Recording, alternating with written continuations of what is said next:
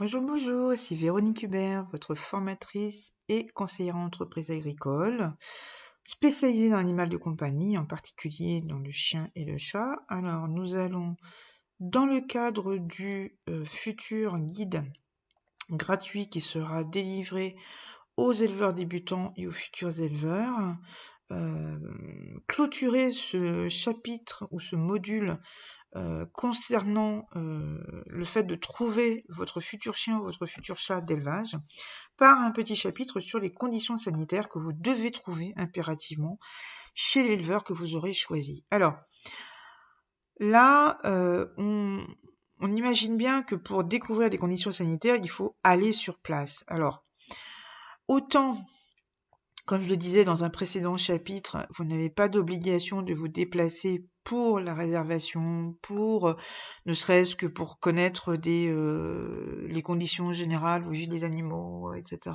Donc chez l'éleveur, autant à un moment donné, si vous êtes dans un rayon, je sais pas moi, 200, 300 km, voire un petit peu plus pour ceux qui ont plus de facilité de déplacement. Allez-y,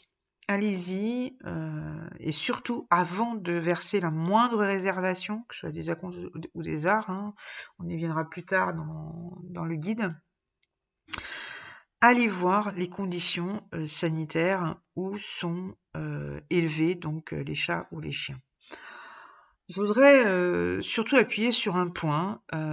En tant que jeune éleveur ou futur éleveur, vous avez été, et vous êtes encore probablement propriétaire ou détenteur d'animaux de compagnie divers et variés. Alors soit vous êtes encore jeune et c'est pas peut-être papa-maman donc qui avait ces animaux-là, soit vous êtes un petit peu plus âgé et vous en avez eu plusieurs en tant qu'animal de compagnie, mais jamais autrement quoi, puisque vous débutez. Voilà. Et donc, très souvent, quand on demande dans quel type d'élevage les gens aimeraient aller, très souvent ils disent bah oui, un élevage familial, comme ça, il n'y a pas de cage, on voit tous les animaux, ils vivent à la maison, tout va bien, etc.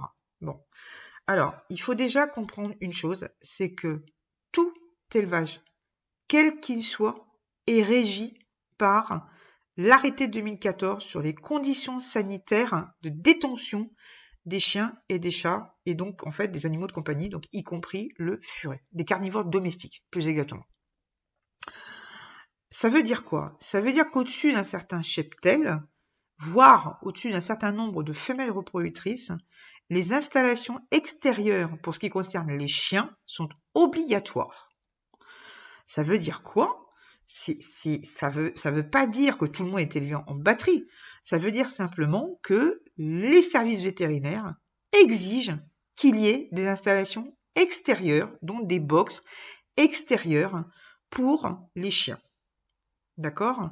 Ça ne veut pas dire qu'ils sont mal élevés, ça ne veut pas dire qu'ils sont enfermés dans des boîtes à sardines de 50 cm sur 2 du matin au soir et du soir au matin.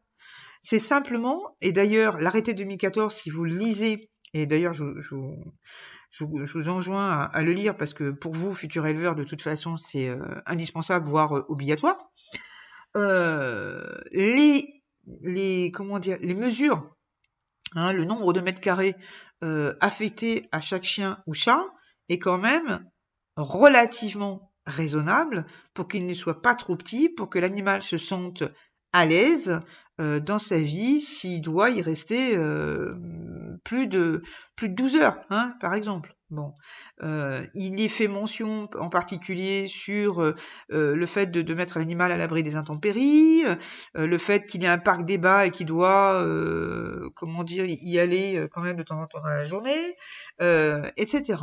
Pour les chats, c'est un petit peu moins draconien, puisque par bonheur, les services vétérinaires ont quand même compris que le chat, qu'il soit de race ou pas d'ailleurs, a quand même tendance à rester plus facilement à l'intérieur des habitations. Et donc, voilà, lui changer son contexte de vie, c'est quand même pas ce qu'il y avait de mieux à faire. Mais en ce qui concerne le chien, c'est quand même obligatoire à partir de 10, quand même. Et donc 10 chiens, c'est pas beaucoup, quand vous avez 2-3 jeunes que vous élevez, peut-être que vous avez acheté ou quoi, caisse, 2-3 vieux que vous avez gardés parce que sentimentalement vous pouvez pas vous en séparer. Quand vous avez gardé, par exemple, je parle des éleveurs, hein, je parle pas de vous en tant que futur, mais des éleveurs qui ont gardé, admettons, un mâle ou une femelle et qui ont déjà 6 mois, et ben tout de suite on arrive à 10, quoi. Il y en a pas pour longtemps, quoi, hein, d'accord? Surtout que un chien est compté dans le cheptel à partir de l'âge de 4 mois. C'est pas énorme. Un chat à partir de 7 mois. C'est pas énorme non plus. Bon. Donc, si vous voulez aller chez un éleveur qui a plus de 10 chiens ou qui a au moins une dizaine d'animaux tout confondus, ne commencez pas à lever les bras au ciel en disant « Oh là là, c'est un élevage en batterie, tout le monde est dehors, etc. » Non, non seulement les conditions sanitaires réglementaires sont celles-là, mais en plus, ça ne veut strictement rien dire. Vous pouvez avoir des gens qui ont tous leurs animaux à la maison, et qui sont dans un état pas possible. Moi, j'ai connu une éleveuse qui avait une 50aine de chiens qui vivaient chez elle dans une maison de 75 mètres carrés, avec un petit jardin de 1000 mètres carrés, aucune installation réglementaire, et elle appelait ça un élevage familial, sachant qu'elle avait 1 à 2 portées par mois. Vous imaginez, entre 80 et 100 chiots produits par an, oui, bah c'était élevage familial, quoi. Tout le monde était dans la maison, hein. Alors ça, c'est sûr, oui, bah non, je suis désolée. C'était juste une mini-usine, quoi.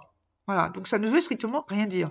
Donc si vous vous déplacez, attachez-vous surtout, eh bien déjà, à la propreté des lieux, hein, c'est-à-dire que ça ne doit pas sentir l'urine, ça ne doit pas sentir le caca, hein, il ne doit pas y avoir des crottes qui traînent partout, il ne doit pas y avoir des petits cacas qui doivent traîner partout parce que les chiots, ils vivent à la maison, ce qui est un petit peu logique, hein, et c'est vrai que les chiots, les chiots ou les chatons d'ailleurs, mais plus les chiots, parce que les chatons encore, ils apprennent très très vite à utiliser la litière, hein, on va dire ça comme ça. Mais voilà, des petits cacas qui traînent. Vous ne devez pas avoir non plus des chiens ou des chats en mauvais état, donc vous devez avoir affaire à des animaux qui sont à l'œil nu, qui semblent bien soignés, hein, non seulement en nourriture, mais aussi en soins, du pelage, etc. Et surtout, il doit avoir un bon caractère. D'accord ? Voilà. Donc ça, c'est quand même le plus important. Sur le plan sanitaire, alors ça n'a pas trop à voir, mais sachez que oui, si, ça a à voir quand même. Sachez qu'un éleveur ne vous laissera pas forcément rentrer dans ses installations d'élevage quand les chiots, les chatons sont petits. Non seulement il y a des raisons sanitaires à cela, mais aussi parce qu'il voudra préserver son élevage des risques de contagion que vous, en tant que personne extérieure, pouvez amener, ne serait-ce qu'en allant dans des magasins, allant dans une mairie, et peut-être dans un square, là où en fait des animaux, des adultes, hein, des chiens en particulier, ont pu marcher et être porteurs de maladies. Voilà, on sait que les contagions sont très rapides et peuvent être extrêmement destructrices pour un élevage. Au niveau du chien, vous avez la parvovirose qui peut vous décimer des portées entières en 24-48 heures. Au niveau du chat, vous avez l'équivalent du typhus. Hein. Donc, ne soyez pas offusqués si l'éleveur vous dit que vous ne pouvez pas toucher les animaux, déjà qu'il accepte que vous veniez, hein, qui ne veut pas que vous touchiez les animaux, que vous vouliez non seulement les petits, mais aussi les adultes. Ce n'est pas parce que il craint quelque chose, il craint quelque chose que vous découvriez en gros quelque chose, mais c'est surtout par crainte des contagions, quoi. Donc soyez attentifs surtout à l'aspect général, soyez attentifs à ce que l'éleveur vous dit, soyez attentifs aux conditions extérieures ou intérieures si les animaux vivent à la maison, plutôt qu'au fait de ne pas pouvoir caresser les chiens ou les chats que vous verrez. D'accord ? Voilà, c'est pas forcément parce qu'ils sont sales ou quoi, ok, c'est plutôt pour les préserver eux de l'extérieur. D'accord ? Voilà, donc j'espère que ces petits conseils vous ont été utiles. Nous attaquerons un autre sujet dans un prochain module. Je vous souhaite donc une excellente soirée et je vous dis à très bientôt.